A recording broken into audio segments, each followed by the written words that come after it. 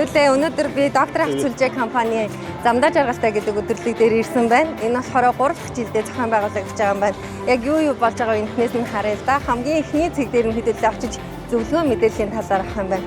За сайн байна уу? Сайн байна уу? Өдрийн дөрөв. Өдрийн мэнд. Хоёулаа энэ хэсгээр ямар мэдээлэл авах вэ? Энэ зөвлөгөө мэдээллийн хэсэг байгаа. За энэ дээр хоёулаа аян замдаа аюулгүй зорчиход юу бэлдэх шаардлагатай вэ? Ямар үйлчлэгүүдийг өөрөө болон мэргэжлийн газраар хийх шаардлагатай энэ мэдээллийг авах юм. Ихэвчлэн хоёр ийм цэг буюу эсвэл FL гэсэн тэмдэглэгээ байгаа. Энэ хоёрын маань голд энэ хоёрын хооронд байж их юм бол тос маань хэвийн хэмжээтэй байна гэж үзнэ. Энэ доотлын цэгээс багассан байх юм бол тос маань багассан бай нэмэх шаардлагатай гэсэн. Дээдлийн цэгээс ихсэн байх юм бол тос маань ихтсэн байх шүү. Та тосоо мэргэжлийн газраар хасуулдаг юм уу, саруулдаг юм уу, ахуулнаа гэсэн үг тосоо. Тэгээд дарал тэмдэгчээр та хідэн калпскалтай юм уу, хэдэн килограмм сантиметр кубээр хийх хэрэгтэй. Тэр хэмжээгээр байна уу шаардлагачна гэсэн. Нэгдүгээр хийгээ шалгах чинь. Хий бол маш чухал шүү дээ. Өндгөн толгуур болон түүлэгч эрг эзэнүүд гэж байгаа. Өндгөн толгуур болохоор ийм жижигхэн ийм тогтц дээр байдаг байхгүй юу? Ийм өмгцэн. Энэ маань муудснаас болоод ийм холхио орчдөг. Энийг хүмүүс анзаарахгүй явснаас болоод шууд хүчтэй донслогон төр шууд мултарчдаг байхгүй. Тэгэхээр бас шууд жододлого бол. Тийм учраас энэ тулгуурын дэнгүүдийг заавал үзүүлэх хөдөө гадаа явж байгаарай. Таны амнаас эрүүл мэндтэй чинь шууд холбоотой. Замдаа аюулгүй гэдэг стикер байгаа.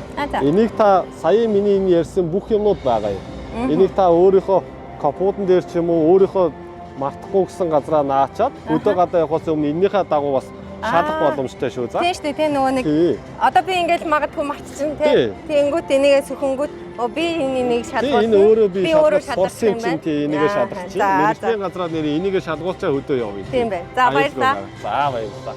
За сайн байна уу? Миний машин Plus 41 байхгүй юу? 2017 оны. Тэгээд нөгөө нэг одоо EGR цэвэрлэхий гэж яриад байгаа шүү дээ. Тэрийг ер нь заавал цэвэрлэх хэрэгтэй байх юм уу? Яа гэм бол жоохон хүч муутай байгаад байгаа. Зөв. EGR цэвэрлэгээг бол ер нь бол манай Монголын нөхцөлд 2 жил дотор хийлгэж яхах зөв. Агаар хэмжээний холимгийн найрлах талаас агаар талаасаа ерөнхийдөө хөдөлгүүрийн жигд ажиллах зарчмыг ажиллуулж байдаг EGR төхөөрөмж гэдэг маань буцан гарч байгаа, янангаар гарч байгаа дутуу шатсан агаар бохирдлыг газыг дахин хөдөлгүүрт оруулж шатаах төхөөрөмж байдаг. Энэ маань өөрөө бохирдсноосоо болоод хөдөлгүүр, эрэх, хүч авалт муудах, цаашлаад бензин зарцуулалтанд хүртэл шууд сөргөөр нөлөөлдөг байна. EGR-ыг 2 жил дотор заавал цэвэрлүүлж явах хэрэгтэй. За. Би сая дэшээ гараад мэдээлэл ажилтнанд машинаа бүртгүүлчлээ.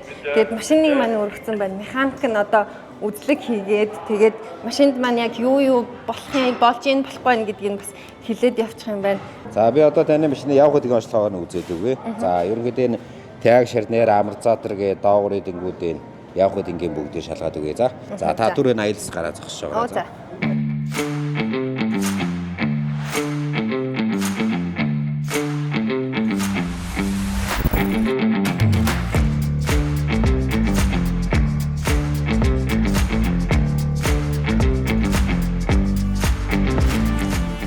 За машинынхаа үзлэгийг хэлэгчлээ. Ер нь явах анги болон одоо нөгөө нэг өөрөө шалгах ч гэсэн юмудаа бас механикаар нь үзүүлчихлээ.